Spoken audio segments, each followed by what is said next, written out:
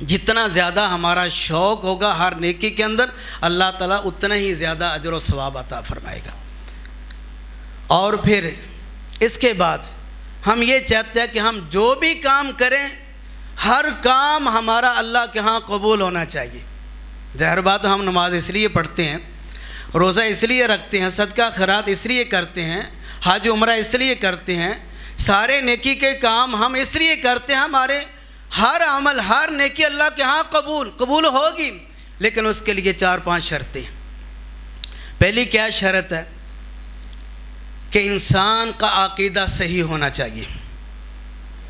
یہ بات ذہن میں رکھیں، جب تک ہمارا عقیدہ توحید والا نہیں ہے، انسان توحید پرست نہیں ہے، مشرک ہے، کوئی بھی عمل کرے گا اللہ اس کو قبول نہیں کرے گا، اس کی ساری محنت ضائع ہو جائے گی، ہر نیکی ضائع ہو جائے گی۔ بنیاد جو ہے ہر عمل کی سب سے پہلی چیز کیا ہے کہ انسان کا عقیدہ صحیح ہونا چاہیے کہ ہمارا خالق ایک ہے، ہمارا مالک ایک ہے، ہمارا رازق ایک ہے، ایک ہی اللہ کے علاوہ کوئی معبود نہیں ہے، یہ ہمارا عقیدہ ہونا چاہیے۔ اور دوسری چیز کہ جو بھی ہم نے کام کرنا ہے وہ سنت کے مطابق ہو۔ سنت سے مراد کیا ہے؟ جو طریقہ ہمارے نبی صلی اللہ علیہ وسلم نے ہمیں سکھایا ہے اس طریقے کے مطابق ہونا چاہیے۔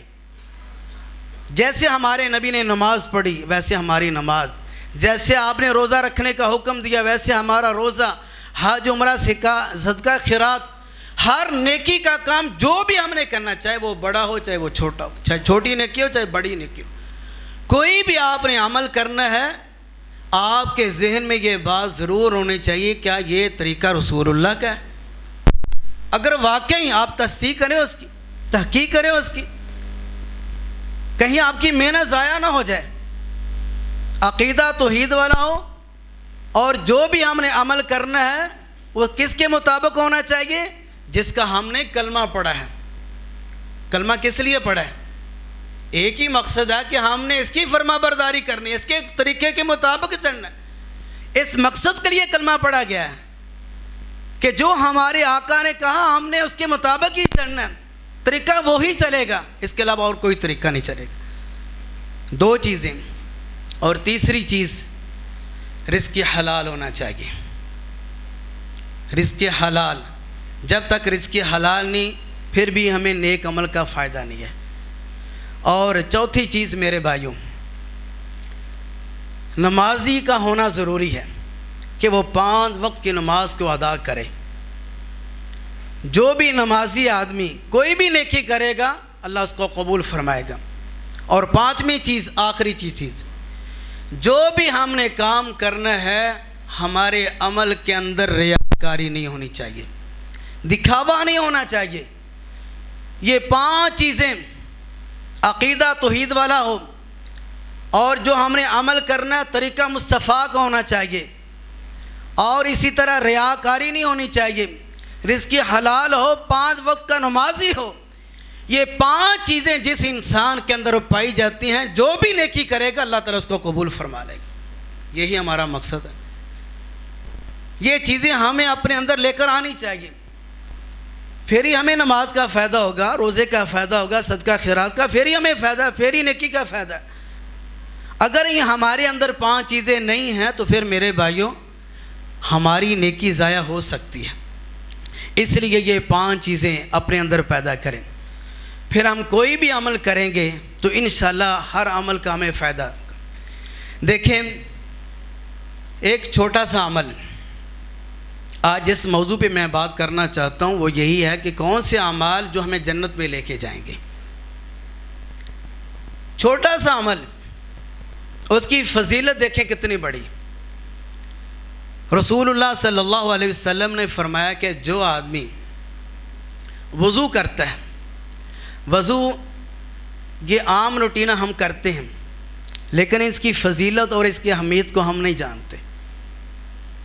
اس حدیث میں دیکھیں کہ اس کی اہمیت کیا ہے، اس کی فضیلت کیا ہے۔ رسول اللہ صلی اللہ علیہ وسلم نے فرمایا جو آدمی اچھے طریقے سے سنت کے مطابق وضو کرتا ہے، سنت کیا ہے کہ جب ہم نے وضو کرنا ہے پہلے ہماری نیت ہونی چاہیے، پھر اس کے بعد بسم اللہ۔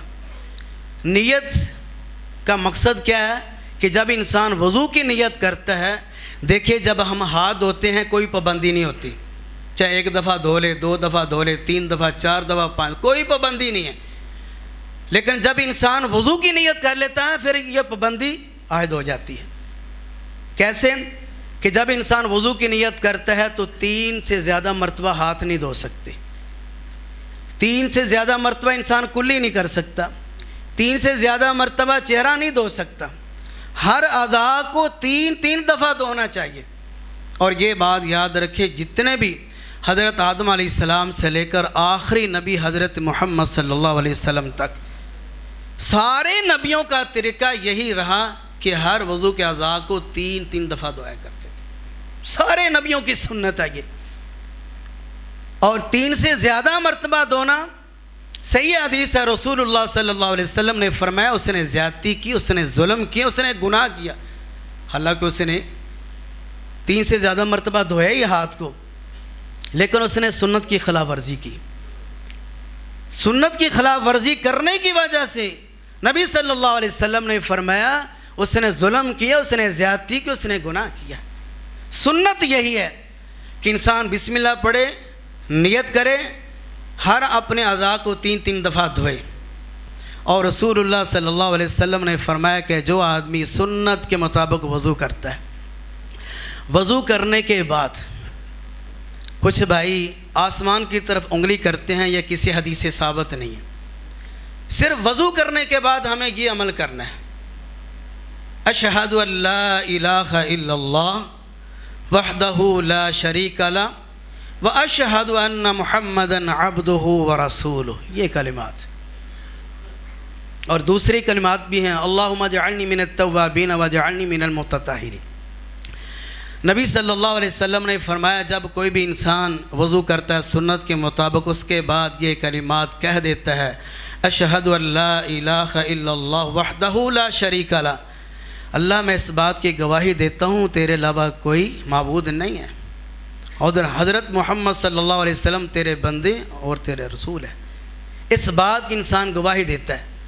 وضو کرنے کے بعد جب انسان یہ کلمات کہہ دیتا ہے تو رسول اللہ صلی اللہ علیہ وسلم نے فرمایا اسی وقت اس آدمی کے لیے جنت کے 8 دروازے کھول دیا جاتے ہیں۔ کتنی بڑی فضیلت ہے، حالانکہ یہ عمل ہم ہر روز کرتے ہیں لیکن ہم غور نہیں کرتے۔ جب بھی ہم نے وضو کرنا ہے اس کی اس فضیلت کو مد نظر رکھیں، اہمیت کو سامنے رکھیں، اور یقیناً یہ صحیح حدیث ہے، اگر کوئی بھی انسان اچھے طریقے سے وضو کرتا ہے اس کے بعد یہ کلمات کہہ دیتا ہے، اس آدمی کے لیے جنت کے 8 دروازے کھول دیے جاتے ہیں۔ اگر اسی حالت میں اس کو موت آ جائے تو سیدھا جنت میں چلا جائے گا۔ کتنی بڑی فضیلت ہے، حالانکہ چھوٹا سا عمل ہے اور کوئی مشکل بھی نہیں ہے، ہمیں یہ عمل کرنا چاہیے۔ اور الحمدللہ جو پکے نمازی ہیں وہ تو ہر روز کرتے ہیں، لیکن آج کے بعد ہم نے اس نیت سے کرنا ہے کہ انشاءاللہ جب بھی ہم وضو کریں گے تو ہمارے لیے جنت کے 8 دروازے کھول دیا جائیں گے انشاءاللہ۔ ایک تو ہم نے یہ عمل غور سے کرنا ہے، اور دوسرا ایک اور عمل جو بہت ہی جامع ہے، اللہ اکبر، کتنے آسان عمل ہمارے آقا ہمارے نبی صلی اللہ علیہ وسلم نے ہمیں سکھائے ہیں۔ میرے بھائیوں، اللہ بڑا مہربان ہے، یقین جانو اتنا مہربان ہے، دنیا کی کوئی ماں اتنی مہربان نہیں ہو سکتی جتنا اللہ مہربان ہے۔ ایک دفعہ ویسے حدیث میں ایک انک لرؤوف الرحیم اس کی تشریح میں آیا، ایک دفعہ نبی صلی اللہ علیہ وسلم صحابہ کرام کے درمیان تشریف فرما تھے۔ یہ مہربانی کا لفظ صرف میں وضاحت کرنا چاہتا ہوں۔ تو ایک عورت، ایک ماں، اس کا بچہ گم ہو گیا، وہ کبھی ادھر جاتی ہے کبھی ادھر جاتی ہے، تلاش کر رہی ہے۔ زہر باز گم چیز تلاش کرنا پریشانی تو ہوتی ہے، لیکن جب مل جائے تو خوشی کتنی ہوتی ہے۔ اسی طرح وہ عورت بچے کو تلاش کرتی کرتی اس کو بچہ مل گیا، جیسے ہی اس کو بچہ ملا تو اس نے اپنے سینے لگایا، اس کو چوما، پیار کیا، محبت کی۔ تو نبی صلی اللہ علیہ وسلم بھی دیکھ رہے تھے، صحابہ کرام بھی دیکھ رہے تھے۔ تو نبی صلی اللہ علیہ وسلم نے فرمایا، صحابہ دیکھا یہ ماں اپنے بچے کے ساتھ کتنا پیار کرتی۔ اے میرے صحابہ، آپ مجھے یہ بتائیں، کیا یہ ماں اپنے بچے کو آگ میں پھینکنا برداشت کرے گی؟ اتنا پیار کر رہی ہے، وہ کیسے گوارا کرے گی کہ میرے بچے کو آگ لگے؟ کبھی بھی برداشت نہیں کرے گی۔ صحابہ کرام نے کہا، اللہ کے نبی کبھی بھی برداشت نہیں کرے گی۔ فرمایا کہ اس سے کئی گنا زیادہ اللہ اپنے بندوں سے پیار کرتا ہے، کئی گنا زیادہ۔ کتنی محبت ہے اللہ کو ہمارے ساتھ، لیکن ہم فکر ہی نہیں کرتے، پرواہ ہی نہیں کرتے۔ کتنی بڑی ہماری غفلت ہے۔ دوسرے لفظوں میں یہ کہوں گا، ہماری حماقت ہے، بے وقوفی ہے۔ اللہ کو ہماری اتنی فکر ہے، اللہ ہم سے اتنا پیار کرتا ہے، لیکن ہم اللہ کی پرواہ ہی نہیں کرتے، اللہ کی قدر ہی نہیں کرتے۔ اللہ کا ہم حکم سنتے ہیں، سارے معاملات ہوتے ہیں ہمارے سامنے، لیکن سنتے ضرور ہیں لیکن عمل نہیں کرتے۔ نہیں میرے بھائیوں، اللہ ہم سے بڑا پیار کرنے والا، بڑی محبت رکھنے والا ہے۔ جیسے اللہ ہماری قدر کرتا ہے، ہمیں اللہ کی قدر کرنی چاہیے۔ اللہ کی قدر کیا ہے؟ جو بھی اللہ نے احکامات دیے ہیں اس کے مطابق اپنی زندگی کو بنائیں، اس کے مطابق عمل کریں، تاکہ اللہ تعالیٰ آپ کو جنت میں لے کے جائے۔ دیکھیں رسول اللہ صلی اللہ علیہ وسلم نے کیا فرمایا؟ فرمایا کہ جو آدمی ایک دن میں 4 چیزیں اپنے اندر جمع کر لے گا، 4 کام اپنے اندر جمع کر لیتا ہے۔ ایک دفعہ نبی صلی اللہ علیہ وسلم صحابہ کرام کے اندر تشریف فرما تھے، تو نبی صلی اللہ علیہ وسلم نے صحابہ کرام سے پوچھا، سوال کیا کہ آج روزہ کس نے رکھا ہے؟